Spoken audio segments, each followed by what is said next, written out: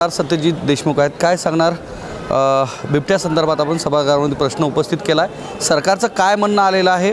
त्यांचा नैसर्गिक अधिवास सोबत ठेवत कोणता मार्ग काढण्याचा निर्णय घेण्यात आला आहे? नाही, काय बेसिकली 30 जानेवारीला एक अत्यंत दुर्दैवी घटना शिराळा तालुक्यामध्ये घडली. बिऊरचा आमचा राजवीर हनुमंत पाटील नावाचा एक छोटा बालक होता. त्या बालकावरती नरभक्षक बिबट्याचा हल्ला झाला आणि त्यात तो गतप्राण झाला, मृत्युमुखी पडला.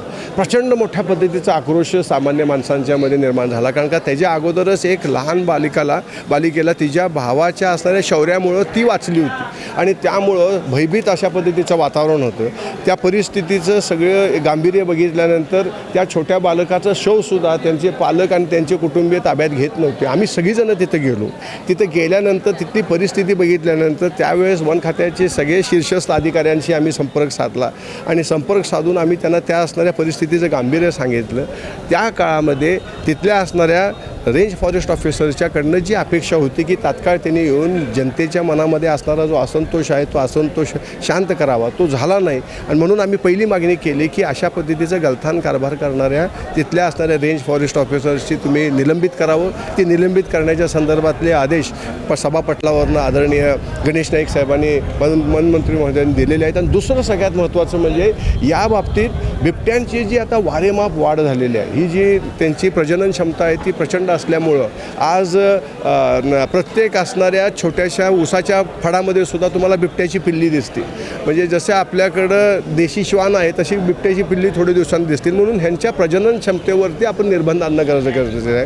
आणि निर्बीजीकरणाचा प्रस्ताव जो आहे त्याच्या संदर्भातला प्रश्न आम्ही मांडला तर आदरणीय वनमंत्री मोदयांनी सांगितलं की निर्विवादपणे अशा पद्धतीचा निर्बीजीकरणाचा प्रस्ताव आम्ही मान्य केलेला आहे आणि तुमचा मुद्दा आम्ही मान्य करून केंद्र सरकारकडे तो प्रस्ताव पाठवलेला आहे. आणि 5 तुमच्या मादी बिबट्यांच्या निर्बीजीकरणाची परवानगीसुद्धा आपल्याला मिळालेली आहे. दुसरं महत्त्वाचा विषय म्हणजे बिबट्यांना पकडायचं असेल तर पकडण्यासाठी आपल्याला चीफ वाईल्ड लाईफ वॉर्डनची परवानगी घ्यायला लागते. कशासाठी?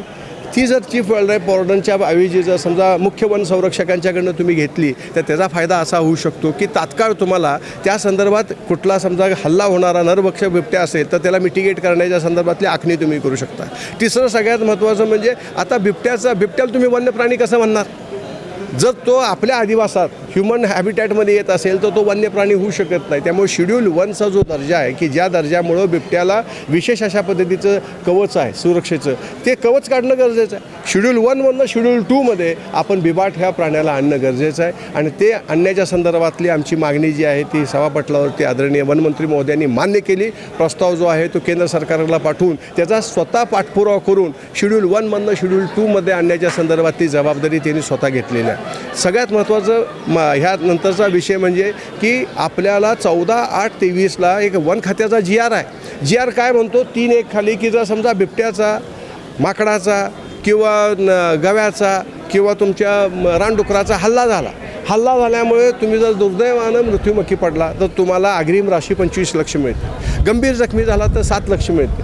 किरकोळ जखमी झाला तर 5 लाख मिळते. पण आपण समजा जर उद्याच्या काळामध्ये संध्याकाळी तुम्ही मी आपण दोघंजणं मोटरसायकलवरनं निघालो आणि दुर्दैवानं जर समजा बिबट्याने झडप टाकली तर तो हल्ला गणला जात नाही. 3(1)चे जे प्रावधान हल्ल्यामध्ये आहेत ते अपघातामध्ये गणले जात नाहीत. हे चुकीचं आहे ना. जसं तुम्ही हल्ल्याला एक न्याय देता तसा अपघाताला सुद्धा अशा वन्य प्राण्यांच्या मुळे झालेल्या अपघाताला सुद्धा तो न्याय द्यायला पाहिजे का नको? आणि तो देण्याच्या संदर्भातली मागणी केली, ती सुद्धा मान्य करण्याच्या संदर्भातली जबाबदारी त्यांनी घेतलेली आहे. निर्बीजीकरणाचा जो विषय प्रस्ताव तुम्ही मांडला होता सभागृहात पटलावर आणि ते मान्य करण्यात आल्याचं आपण सांगताय. मात्र निर्बीजीकरण जर बिबट्यांच्या बाबतीत असं करण्यात आलं तर त्यांचा जो म्हणजे जैविक पद्धतीनं जी जडणघडण होत असती त्या गोष्टीवर कुठंतरी परिणाम होईल असं वाटत नाही का? जेनेटिकली ज्या गोष्टी आहेत ज्या नैसर्गिक अधिवासामध्ये त्यांच्या असायला पाहिजे या पद्धतीनं श्वानाप्रमाणे त्यांचं जर निर्बीजीकरण केलं तर जेनेटिकली कुठंतरी या प्रक्रियेवर कुठंतरी परिणाम होणार. 2 बाबी आहेत. आता ह्यामध्ये निर्बीजीकरणाच्या संदर्भातली एक अत्यंत महत्त्वपूर्ण जबाबदारी का घेतली? पुरातन काळामध्ये सुद्धा ज्यावेळेस वाघांची संख्या जास्त होती त्यावेळेस त्या काळचे राजे राजवाडे किंवा इंग्रजांचं सरकारसुद्धा तुम्हाला वाघ मारायला इनाम द्यायची, बरोबर आहे. आता निर्बीजीकरण हा ह्यातला एक अत्यंत सैद्धांतिक मार्ग आहे, कारण का संख्याच अशी आहे की 4-4 आणि 5-5 जर समजा जर तुमच्याकडे छोटे बछडे व्हायला लागले आणि त्याची जर समजा म्युटेशन थेअरीनं जर तुम्ही गेला तर बघता बघता 1000 ते 1200-1800च्या पर्यंत बिबटे तुम्हाला बघायला मिळेल. म्हणजे असं आश्चर्य वाटून घेऊ नका जर समजा तुम्ही गावाकडं आला आणि गावाकडं आला किंवा आता अशी परिस्थिती आहे की बिबट्यांचा अधिवास आता वरती तुमच्या नवी मुंबईमध्ये सुद्धा मधल्या काळामध्ये बिबाड दिसलेलं. त्यामुळं शहरंसुद्धा ह्या असणाऱ्या वन्य प्राण्यांपासून सुरक्षित राहणार नाहीत. म्हणून हा एक अत्यंत महत्त्व ह्याला थोडंसं शॉक अँड ऑ अशा पद्धतीनं आपण थेरी राबवल्याशिवाय ह्यांचं प्रजनन प्रचंड वेगानं असल्यामुळं ह्याच्यावर निर्बीजीकरणाचा आजच्या घडीला हा एक महत्त्वपूर्ण तोडगा आपण सगळ्या मंडळींनी काढायचा की शेड्यूल 1मधनं शेड्यूल 2मध्ये आणण्याचा प्रकार जो बनता की वन्यजीव जो आहे त्याच्यातून बाहेर काढून त्यांना शेड्यूल 2मध्ये आणण्याचा आपण बोलत आहेत. मात्र या पद्धतीनं जर शेड्यूल 2मध्ये आणला तर बिबट हा प्राणी वाघाप्रमाणेच भविष्यात नामशेष होऊ शकत नाही असं वाटत नाही का तुम्हाला? कारण मुळात माणसांनीच त्याचा जो मूळ आदिवास नैसर्गिक आदिवास आहे त्या नैसर्गिक आदिवासावर कुठेतरी कब्जा केल्याचं तुम्हाला भासत नाही का त्या गोष्टी? मुद्दा एक आहे की वन्य प्राण्यांचा असणारा आदिवास जो आहे तो आदिवास आता शहरी म्हणजे नागरी वस्तीकडे यायला लागलेला आहे. आता मोठ्या पद्धतीनं आपण आता वनीकरण करतो आहे. वनीकरणाच्या माध्यमातून परत एकदा व्हेजिटेशन निर्माण करायचा प्रयत्न करतो आहे. पण ते करच तोपर्यंत शेवटी असं एक झाड लावलं तर 5 वर्ष तर लागलं. त्यामुळं आपण अत्यंत AI मॉनिटर्ड जर करायचं म्हणलं हे सगळं झाडं लावायची प्रक्रिया तरी त्याला थोडासा काळ लागेल. तोपर्यंत तरी असं आहे प्रत्येक आता तुम्हाला साधं उदाहरण देतो. मधल्या काळामध्ये मी आमच्या इकडे एक पावलेवाडीच्या खिंडीपासून पुढं जात होतो. असा दबा धरून बिबट्या बसला होता. गाडी होती म्हणून आम्ही वाचलो. मोटरसायकलवरचा जर समजा माणूस असता तर 100% त्याच्यावर झडप टाकली असते. कारण का त्याचं बिचारायचं नैसर्गिक त्या हे असते इन्स्टिंक्ट असते. तशा पद्धतीनं हा आता जोपर्यंत आपण एक लार्जर गोल वनीकरणाचा अचीव करत नाही तोपर्यंत आपल्याला शेड्यूल 1मधनं शेड्यूल 2मध्ये आणणंच गरजेचं आहे. कारण का एवढ्या मोठ्या पद्धतीनं ग्रामीण भागामध्ये तुम्ही या तुम्ही बघा तुम्ही माझ्या मताशी सहमत व्हाल की माणसं संध्याकाळी भयभीत झालेले आहेत. रानडुकरांच्यापासून रानडुक्करसुद्धा तुम्हाला शेड्यूल 2मध्ये तुम्हाला रानडुक्कर घालणं गरजेचं आहे. रानडुक्कर शेड्यूल 2मध्ये घातल्याशिवाय रानडुक्करनं मारायची परवानगी तुम्ही दिल्याशिवाय नाहीतर आता गावाकडं नाचणी मका त्यानंतर तुमचं गहू ऊस हे जी शेती राहिलेली नाही भात बिबट्या आणि मानवाचा जो वाढता संघर्ष विशेषतः तुमच्या जो मतदारसंघ त्याच्यामध्ये मोठ्या प्रमाणात दिसतो. हा संघर्ष नेमका का वाढला आहे? त्याच्यासाठी लागणारा जो नैसर्गिक अधिवास आहे म्हणजे बिबट्या हा तसा पाहिला तर लाजाळू प्राणी म्हणून ओळखला जातो. कारण ज्या पद्धतीने त्याची जेनेटिकली जडणघडण आहे तो लाजाळू असतो. मात्र त्या नैसर्गिक अधिवास ज्या ठिकाणी असतो ऊसाची शेती जी मोठ्या प्रमाणात वाढली त्याच्यामुळे तो अधिवास वाढला. हा संघर्ष नैसर्गिक पद्धतीनं कुठंतरी कमी करता यायच्या उपाययोजना होणं गरजेचं आहे की वनक्षेत्र आक्रसलं आणि नागरिक क्षेत्र वाढलं. नागरिक क्षेत्रामध्ये उत्पन्नाची चढाओढ लागली आणि उत्पन्नाचं एक आश्वस्त करणारं पीक म्हणजे कुठलं तर ऊस आहे. ऊस हे 9 ते 12 महिने ऊस हा आपल्या शेतात राहतो. ऊसामध्ये आपण पाणी सोडतो. पाणी सोडलं की गारवा असतो. गारवा असलं की आच्छादन असतं. आच्छादन असलं की आपण त्यांना असणारं पोषक अशा पद्धतीचं वातावरण असतं. म्हणून ते आकर्षलेल्या वनाचं एकंदरीत परिमार्जन म्हणजे ते ऊस क्षेत्राकडे येतात. आणि ऊस क्षेत्राकडनं मग परत कसं आहे की ज्या असणाऱ्या समजा मानवजातीपासून आजपर्यंत ते लांबून त्याचा अनुभव घेत होते. आता थेट ते बघायला लागलेले आहे आणि त्यामुळं त्यांच्यातली भीडसुद्धा गेली असेल म्हणजे कमी झालेली असेल. आणि मग त्यांच्यापेक्षा छोट्या असणाऱ्या उंचीच्या प्रत्येक म्हणजे अगदी गाई असेल कालवड असेल बकरी असेल कुत्री असतील आणि छोटी छोटी बालकं असतील यांच्यावरती हल्ले करण्याचं प्रमाण वाढलेलं आहे. नाही मात्र ह्या ज्या घटना आहेत बिबट्यांच्या हल्ल्याच्या येत्या काही दिवसातच जास्त प्रमाणात दिसत आहेत. या तालुक्यात झालं की त्या तालुक्यात, त्या जिल्ह्यात झालं की त्या जिल्ह्यात, मराठवाडा झाला की पश्चिम महाराष्ट्र मग कोकण ह्या सगळ्याच ठिकाणी हे आढळून येतात पाहते.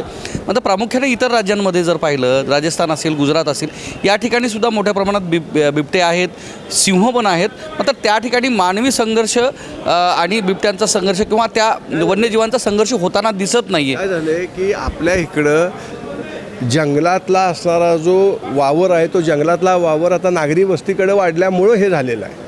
आणि त्यामुळं त्याला पर्याय नाही. आपल्याला हे 2-3 मुद्द्यांच आपल्याला जायला लागणार आहे. नाही मात्र हे संघर्ष वाढताना दिसतात. मी असं म्हणत नाही की तुमच्या मतदारसंघात घडत नाही, नाही घडतंय मात्र जुन्नरपासून सगळीकडे घडत. मात्र त्याच्यामध्ये सुद्धा बिबट्यांचा आता कालच्या तालुक्यामध्ये कालच्या तारखेमध्ये नांदेड जिल्ह्यामध्ये एका बिबट्याचा अपघाती मृत्यू झालेला. तो तरुण असणारा जवळपास 2 ते 2.5 वर्षाचा असेल, अशा घटनाही घडल्यात.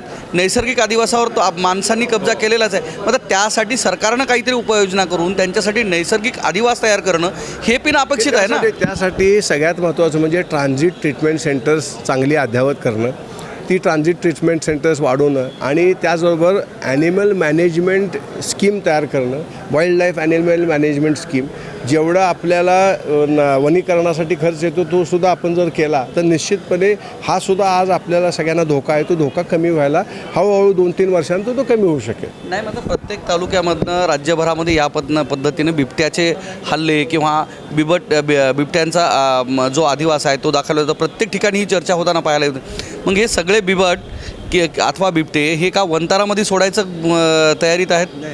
तसं वनताराला देण्याच्या तयारीत आहे का सरकार? वनतारामध्ये एवढे सगळे बिबाट तुम्ही सोडू शकणार नाही, कारण का शेवटी असं आहे की ह्या सगळ्या ह्याच्यात आपल्याकडं सुद्धा आपण अद्यावत ट्रान्झिट ट्रीटमेंट सेंटर्स करतोयच. आता बावधनला जसं आहे तसं आम्ही कराड किंवा मरळनाथपूर किंवा मंदूरला आम्ही एक मोठ्या चिडियाघरची मागणी केलेलीच आहे. त्याचं कारण आहे शेवटी आपण सुद्धा त्या अद्ययावत सुविधा केल्या तर त्यांचं असणारं मिटिगेशनची प्रक्रिया आपण करू शकतो. आणि ह्याचं प्रजनन जे आहे ते प्रजनन म्हणजे अशास्त्रीय पद्धतीनं आता वाढल्यामुळं आपल्याला हा सगळा निर्णय घ्यायला लागलेला आहे. निश्चितच हे होते आपल्यासोबत सत्यजित देशमुख, ज्यांनी बिबट्याचा जो नैसर्गिक अधिवास आहे त्या अधिवासावर परिणाम झाल्यामुळं मानव आणि बिबट्याचा जो वाढता संघर्ष आहे त्या संदर्भात सभागृहात प्रस्ताव मांडलेला आहे. आणि त्या दृष्टिकोनातून बिबट्याचं जे निर्बीजीकरण आहे ते निर्बीजीकरण करण्यात यावं, त्यांना एक नैसर्गिक अधिवास उपलब्ध करून द्यावा सरकारने, या संदर्भात प्रश्न उपस्थित केला आहे. कॅमेरामन सुधाकरसह मी धनंजय सोळंके, टाइम्स नाव मराठी, विधान भवन, मुंबई.